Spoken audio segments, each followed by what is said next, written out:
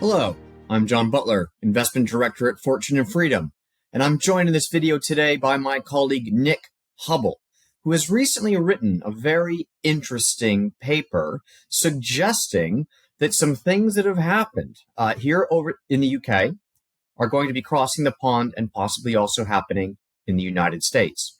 This paper is titled "A Lame Donald Duck President," and it uses the parallel of the so-called Liz Truss moment as something that may indeed become a useful starting point for thinking about the implications of a Donald Trump presidency. So, Nick, could you please explain for our viewers, what do you mean by a Liz Truss moment? Yeah, in its simplest form, it's the idea that the Bank of England deliberately engineered the bond market crash that got rid of Liz Truss and Kwasi Kwarteng.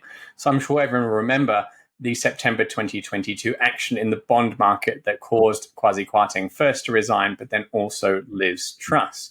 Well, increasingly, people are starting to realize that it was probably the Bank of England that was at least allowing that bond market crash to occur. So in the last few days, actually, the Wall Street Journal published an article saying that the Bank of England did an inside job on the Truss government by allowing that bond market to crash. So this idea is increasingly gaining a lot of credibility since I first wrote about it about 3 months ago, or 2 months ago now.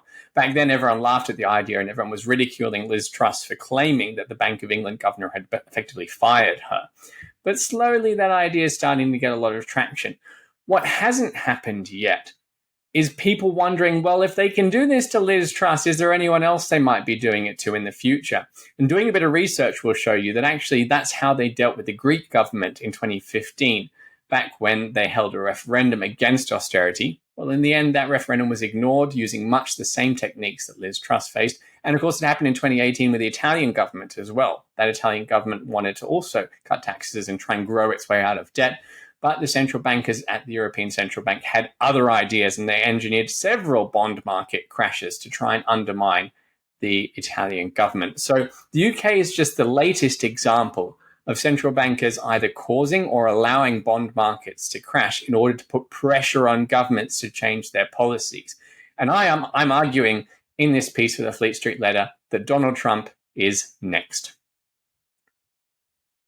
Well, certainly, as you say, this is actually, at least some version of this is actually fairly well accepted practice at this point. It's as if central banks, I wouldn't say routinely, but opportunistically have this role to play now, which is overtly political. I mean, they might deny it, but that's what it looks like to me. And whether they're the ones with their fingers on the trigger or whether they simply allow the so-called bond market vigilantes to do their dirty work for them is almost beside the point, because the net result is the same. And so, yes, let's now cross the pond and imagine how this might play out following the U.S. elections later this year. Yeah, so we're assuming here, obviously, that Donald Trump wins the presidency in the US. But that assumption aside, what I'm expecting to occur is that at some point during that presidency, probably quite early on, there will be a bond market crisis of some sort. It might be in response to the negotiations over the debt ceiling, which I think you can correct me here, John, if I've got this wrong, but it's early next year that the next phase of the debt ceiling negotiations is going to take place. There's the Trump budgets, the Trump tax cuts, which are quite similar to Liz Truss's policies. There's several moments in that first year of his presidency when the bond market could react a little bit badly to what he's got planned. And the idea here is that the central bank in the US, the Federal Reserve, allows the bond market to crash in response. They might say his policies are too inflationary, for example, and not cut interest rates as much as they otherwise would have. There's all sorts of different indirect ways they might try and sell down their bond portfolio a little bit faster than they otherwise would have for a Kamala Harris presidency, for example. There's all sorts of little manipulations that they can do to make the bond market more fragile or to allow it to crash more than it otherwise would have. And my claim is that just as Parliament turned against Liz Truss and Kwasi Kwarteng in response to the bond market instability, the American Congress would do the same with Trump. So they would refuse to pass his policies, they would discredit him, they would undermine him, and they would end up calling him a lame Donald Duck president. Now, obviously, usually the lame duck president claim is for presidents who have been, they've lost an election, they're waiting to leave office, but it hasn't quite happened yet, so they're not really doing much. But in this context, the idea is that the president is powerless, that they can't pass policy because they don't have the support of the Congress, of their own party even. So really they're just sitting there unable to do much of what they want to. And this is the sequence of events that I'm expecting to occur if Trump wins the presidency, because it's the easiest way for the deep state, or however you want to name this, the establishment, the insiders. This is the playbook that's worked so many times for them before, and it's the perfect playbook to try and undermine President Trump as well. Well, as you say, it has an established track record in Europe, so why not give it a go in the U.S.? Now, that said, one could argue, and in fact, I would probably take this side, that Trump would be perhaps a more challenging opponent in this regard. That is, his degree of populist appeal, his willingness to already have questioned the role that central banks are playing in the world today, specifically in the United States in this case. One can imagine an interesting dynamic being unleashed if the gloves properly come off and Trump's in one corner. But let's leave that aside. The reality is that, as you argue, persuasively, in my opinion, you could well see this sort of confrontation take place in the United States next year. But then what on earth are central banks trying to achieve? Or in this case, the Federal Reserve?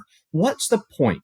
Why become so overtly political as an institution that used to operate largely behind the scenes, that most households didn't know the name of necessarily?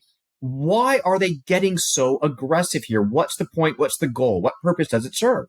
Yeah, I think the story is the same in the UK, Greece, Italy, and it will be the same in the US. So central banks are primarily responsible not just for inflation targets, but for financial stability. And the biggest threat to financial stability right now is government debt levels. There's just way too much government debt out there, making things quite dangerous now for financial systems. And so central bankers are effectively tasked with dealing with the challenge of government debt, directly or indirectly. The best way for them to do this, according to the International Monetary Fund's research, is for them to impose something called liquidation tax. Now, I'm not going to go into what that is here because we've got a presentation about it coming up next week in Fortune and Freedom.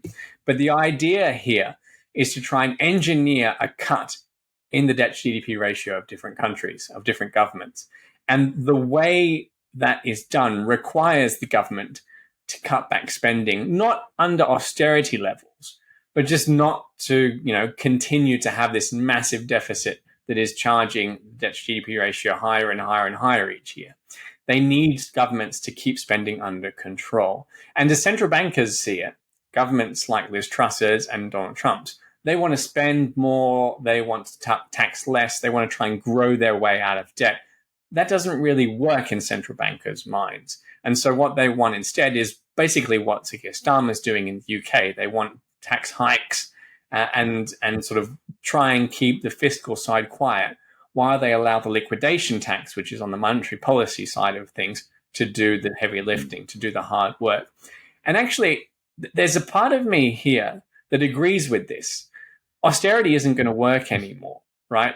It's actually quite difficult to imagine the government, especially in the UK, engineering a growth way out of this level of government debt without massive radical cuts to all sorts of different policies, huge productivity increases, a massive change just the Labour government isn't going to do.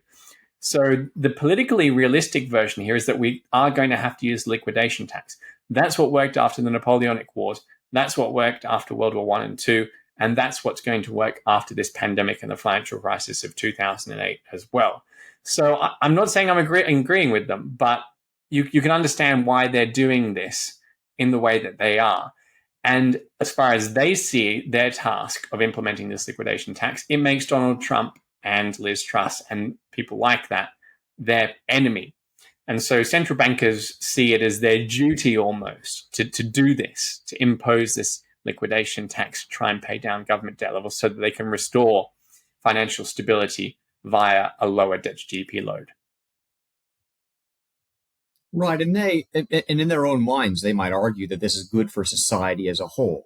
Although one concern I would have is that if you actually look at the historical track record of these types of policies, they do tend to exacerbate inequality, right? That is, the people who are invested in the system most heavily, who own the banks, who are involved at that level of the economy, they tend to reap the greatest rewards. And so what I would wonder about is sort of the long-term, potentially nasty consequences of that sort of thing. So, I mean, it might make the numbers add up on paper in their big picture eyes, as it were.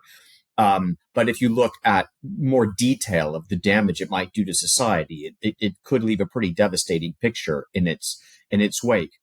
What then could investors potentially do to try to get ahead of this, or is that going a bit beyond the scope of this conversation? Well, that's what the video is about next week. But quickly about your previous point, right? There's a reason why central bankers have to impose this rather than governments, and it's because central bankers are not politically accountable. So the immense and horrific and terrible damage that is caused by this liquidation tax, which, by the way, we've experienced over the last 3 years now, in order for that to continue for a very long period of time, about 10 to 14 years traditionally, it needs to be imposed by an institution that is not democratically accountable. Otherwise, people would freak out and vote against it. There are ways to protect yourself from this. The issue is that it's quite a radical shift in terms of the investment environment. What we've just experienced, a big chunk of this over the last 3 years, like I say, the world quite radically changed. And what I'm really arguing here is that what happened over the last 3 years is going to repeat several times more, except that in the future, governments like Liz Truss and President Trump won't be able to try and counteract the effect by spending more and keeping taxes low. So we're going to have the combination of austerity and the liquidation tax at the same time. It's going to feel more like the economies in Greece and Italy and places like that than it will, the America we're used to, or a prosperous UK. So it's really quite terrifying, actually, what this is going to look like. And we've spent a lot of time putting together this plan that investors might be able to make the most of in order to deal with these challenges. But if you don't have time for the video next week, the simplest way to think about this is the next 3 years are going to repeat for another 11 is our best estimate. So people need to be ready, and people need to think about how they need to change their investment mix, even just the way that they live, in order to deal with the fact that it wasn't just a once-off surge in inflation with very low interest rates. It's going to be a persistent period of the liquidation tax. Right. Well, you and I both, in fact, have done quite a lot of work on this already, and obviously there's more to do.